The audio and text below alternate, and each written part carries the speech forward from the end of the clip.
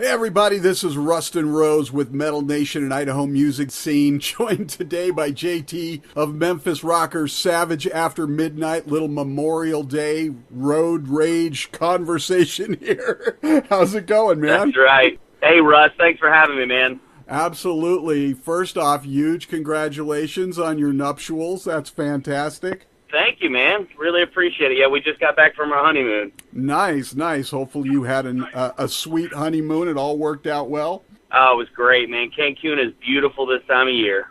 See, I'm afraid to go south of the border, so I give you props for the courage it took to do so, you know? You know what's funny? We were actually talking about that. We were kind of afraid, too. And then there was that moment where you realize, like, you're paying so much money to go to, like, a tourist destination that it's somewhat kind of like a nook of America. Even though it's not, like, it's definitely part of Mexico, it's just kind of like a piece of America. So it was actually pretty safe. I had a fantastic conversation with Shai back in February about the journey for Savage After Midnight so far and the 1159 EP, so we'll skip over some of the usual first-time questions, you know, boxers or briefs, that sort of thing. But now that the EP's been out for a few months, are you still sort of in pinch-me mode over the great response and just getting it out there after all this time? Yeah, you know, I don't think it's something you really get over, especially when we talk about, like, the first thing that ever came out. You know, the response to 10 Feet Tall is obviously something none of us really expected. For it to do what it did, all over the nation on terrestrial radio, and just the amount of response we've gotten off of our first single we ever released, I think that's probably something we'll all carry with us, you know, till the end of this project. And you guys are getting ready to hit the road with New Year's Day and Diamante before a fall tour with Shinedown, Papa Roach, and Asking Alexandria. That's a nice way to spend the next few months on the road, man. Yeah, ought to be a pretty fun summer, man. We're all really, really excited about it. I mean, right now we're kind of focused on getting the show ready for New Year's Day and Diamante. I think that's going to be a fantastic run. I don't know if I can talk about this yet, so I'm just going to err on the safe side and not, but I think we have some more dates to announce in between that as well. Oh, nice, nice. So, yeah, and you guys have actually, this is your second time when you guys go out this fall. This will be your second run with Shinedown, is that right? This will be the second time we've been out with Shinedown. We did a direct support run with them. Goodness, that had to have been October, November of 2018. So this will be our second time out with them and our first time out with Papa Roach Asking. Guys, we've never gotten to play a show with them, so we're just head over heels for those two bands. Right, and you guys have been on a nice mix of tours so far. Have you sort of been trying to stretch the boundaries of who your sound might appeal to by hitting the road with some of those bands? Yeah, and I think it's really important to do that, especially at the stage that the project's at right now. Just because, you know, we connected so well with the Shinedown fan base, and, you know, they've essentially been our lifeblood. You know, that was just an unbelievable amount of exposure we got prior to even releasing that EP. So that was really huge for us. So then the Pop Evil run kind of came pretty naturally. You know, obviously not the exact same fan base, but kind of, you know, sitting in the same space, you know, talking about the mainstream rock Billboard charts. I mean, they're sitting up there with Shinedown too. So we connected with that fan base pretty easily. But then our decision to do a run with Memphis Mayfire was literally done just because we wanted to see if we could connect with that youthful, almost Warped Tour fan base that had, you know, we'd always thought we grew up on that. So we thought we'd have pieces of our music that would connect with them, but you don't ever really know till you actually go out and, you know, try to actually do a tour like that. And that was one of the coolest tours. We got to tour with a band called He Is Legend, which, you know, obviously one of my favorite bands growing up was He Is Legend. So that was just an absolute dream come true to do that tour. But yeah, it was, I think you hit it dead on the head, man. You've got to try to do those kind of different types of tours and different kind of, you know, touring styles just to get a sense of who you're connecting with. Oh, absolutely, and it's great that you got that vast exposure with Shinedown, too, because it opens you up for more opportunities as well. And they're such a fantastic band to tour with anyway. But now, you already mentioned, they're amazing. Yeah, you already mentioned 10 Feet Tall off the 1159 EP, but your current single off of 1159, sort of the pre-Savagery EP, if you will, is Heartless Machine. Right. You've been getting a great response to the new one so far. Tell us a bit about that track. Yeah, so we didn't really take the traditional approach with Heartless as, you know, as to like the full-on radio campaign and trying to hit the ground running like we did with 10 Feet Tall to get it out there. But what was cool was, you know, the label approached us about taking Heartless and what we call a viral release, just basically, you know, putting some money into a music video, and then just seeing if it can grab its own form of traction on the internet. And it did. I mean, out of nowhere, we start getting hit up on social media, people talking about that Heartless is actually their favorite song off the record. And so now it's having us kind of re-gauge how we want to approach Heartless, and if we want to actually go to radio, one of these days as a single. So it's been crazy to see that Heartless connected as well as it did. Yeah, well, I mean, that whole EP is packed with great songs, and that's one of the things that Shy and I talked about, was that whole putting out EPs versus a full album in this ADHD way of people consuming music these days. Singles market, that's right. It really is. So, and I know the plan had been to sort of split this up in 11:59 and 12:01, and you were going to release 12:01 later. Are you guys planning on releasing the second EP 12:01 in time for the Shinedown tour? Or you think that's going to take a little bit longer? I don't. I'm going to go out on a limb. I don't know that anybody's talked about this in a press event, but I don't believe we're going to have 12:01 released by the Shinedown tour. I think it's pretty safe to say it's not going to be released by the fall. We are still in forms of production, even the latter forms of production, but we're still in production on that second portion of the EP. There's still a couple songs we're trying to decide which one's going to get the last few spots. So it would be it would take quite a bit to try to get that EP out and ready for the Shinedown run. So right now, based on the discussions we're having, it's probably going to be first part of 2020 is what I would imagine for that release. Gotcha. So in your mind, is that going to be sonically different from 11:59, or did you sort of try and balance the two so they sound like companion pieces? I mean, what happens to the music after midnight? Is that when the Savage comes out? In a lot of the interviews we do, people ask, since it's 12:01 after midnight, is this going to be the metal version of that EP? Is this the B-side metal version? And you know what? I'm gonna go ahead and give you a little spoiler. It's not. Man, the writing on this is it's been so different just because we've kind of gotten the whole writing process down to a science. So there's songs on there that, could potentially even cross over to top 40. They're so light. I don't know that those will be the ones that make it, but what it's done, during writing and for 12:01 has shown us how much we've grown as writers. Some of the heaviest songs we've ever written could be on 12:01, and some of the softest songs we've written could be on 12:01. So it's really just going to be, the ones that we pick that are going to make the final cut are going to be the ones that we're most proud of.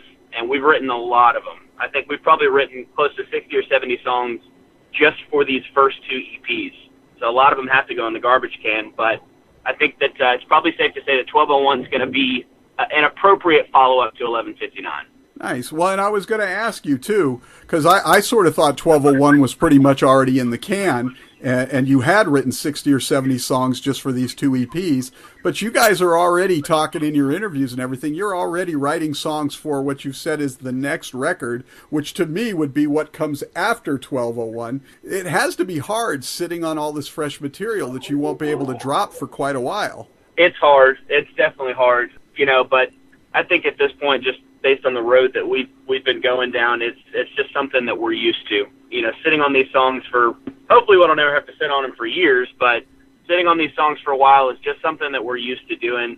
And, it's just a lot more than us now. There's a lot of people with their hands involved in this thing. We're blessed enough to be able to have one of the best teams in music working on this stuff. So everybody wants to make sure that what we release is the best stuff possible. So it's just kind of a little bit of a process, I think any way it turns out, we're gonna be really, really proud of 12:01. There's songs that are on 12:01 one day and then off the next day and replaced, and it's just one of those things that happens because we're just so proud of it. We want to showcase everything. So some of those songs probably will go onto the next record. We're just not sure yet. Everything is still an ongoing discussion. We're still in production changing a couple things too. So when we think a song's done, we'll go in and change a little bit of it. Well, so it's a process, man. It's definitely a process. Well, yeah, and that's always the interesting thing, because I'm sure you guys battled about which songs would go on 11:59, thinking you knew what was going to go on 12:01, and then you write more songs and start looking at everything else, and as you say, you grow and mature as songwriters, and then you always want the newest stuff to come out there. So I'm imagining the battle is continuing. You got 4 or 5 guys in this creative process going, now this one should go on, this one should go on. How difficult has that been for you guys trying to sort that out? I think it all probably comes down to just being able to have an effective form of communication between the guys in the band. And, we've just been working together for so long that, we'll fight each other, but that fight never lasts. If somebody truly believes in something and thinks that it's the right move, especially when it comes to song selection for a record, you better be ready to defend your position.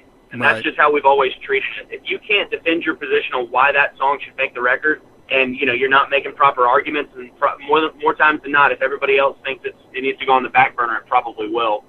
But you know what, man? We work really, really well together. For the most part, we do kind of agree on what songs need to be on the record. And I tell you, the hardest part, what you have to do, is not try to get too excited about the newer songs that you've written just because they're new. Right. If there's better songs that we've had for years and they're just better songs, the hardest part is just not getting way too excited about the song you wrote 2 weeks ago. And that's what a lot of younger bands struggle with, is it's not better just because it's newer.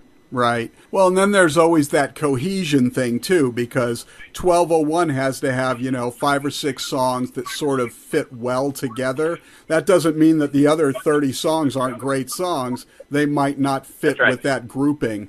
So hopefully they'll surface at one point or another. So there have been a lot of bands these days trying to either break out or revitalize by doing sort of edgy covers of classic songs. Bad Wolves and Disturbed come to mind just last year alone. Is there a cover song you could see Savage After Midnight sort of reinventing like that? Yeah, and I think that process has already started. So, yeah, we've been playing it the last 2 tours, and I think we have no intention of cutting it from the set, but we've done a rock cover of Alanis Morissette's You Ought to Know, which came out really, really, really cool, and it actually ends up being one of the high points of our live set, just because everybody remembers that song. So, yeah, between you and me, we actually have that song already recorded. I'm not sure what's happening with a release of our recording of that song, so I can't really speak to that. I don't really know what the plan is, but I do know that we have no intention of cutting that song from our record. Another one that we've done was Like a Prayer by Madonna. Right. I think that's actually going back in for potentially this next tour. If not this one, then the Shinedown tour. I think we'll be throwing that back in the set. And I think we have that one recorded as well. So, yeah, we're kind of already trying to do that. Definitely not chasing any kind of model. Like, we loved what Bad Wolves did with Zombie. I think that's just an obviously way, way cool cover that everybody's really into right now. Right. But, you're absolutely right. Everybody's kind of trying to do that with an older song. So I guess ours would have to be Alanis You Ought to Know. So before we get out of here, a couple quick ones. Do you find it difficult in this era of music where bands are sort of required to be so constantly connected to their fans through social media to maintain any semblance of privacy in your life? I think it's just the world we live in now. I try to end every interview by saying, if you want to connect with us on social media, please just drop into our DMs. In my mind, you kind of have an obligation to respond to the fans. If somebody's going to take some time out of their day to go into your direct messages and tell you that they like the music, the least I can do is spend a couple seconds responding to them. So is it a different world that we live in? Absolutely. Would some of the older guys in music have a hard time transitioning to that method? I think that's probably safe to say. But for the newer guys like us, man, it's just always been a part of our world. All right, that's all you've ever... You see, I grew up in that era of the mystique of rock and roll, the Led Zeppelins and stuff like that, where you couldn't even get close to those bands. And now everybody's chatting with them on Facebook in real time and everything. So, all right, so last question. Just a different world. Yeah, it is. It's totally a different world. But all right, so on our way out the door, just for fun, when you have free time, what are you binge watching these days? Oh, man, how do you not watch Game of Thrones, especially since the ending happened? My life was consumed with the Game of Thrones series finale. Oh, man, it's probably my favorite show of all time. Binge watching, let's see, what are my other new ones that I'm really into? I'm a traditional Walking Dead fan, even though I kind of gave up a little bit on the latter seasons. I've been told I need to jump back into it, but I just can't bring myself to finish up that series. And what is the new one? Chernobyl. on HBO. I don't know if you've seen that one. That one's a really, really, really good miniseries on HBO. I haven't checked it out yet, but I have to. I have to load up HBO again. I got to restart that account because I haven't watched. There you go. That's a free one for me. You got to get Chernobyl on. I haven't watched the last season of Game of Thrones yet, and I'm like, it's time for me to go binge watch it. So, all right, brother, I will let you. Spoil it. Yeah, no, you didn't spoil it at all. So I appreciate the time you took to chat and everything. Look forward to seeing you guys when you roll through town with Shinedown this fall. And congratulations, not just on getting married and everything, but on the great success you guys are having. Well deserved. Well, thank you. I appreciate it, man. Russ, thank you for having me on. Absolutely. Take care.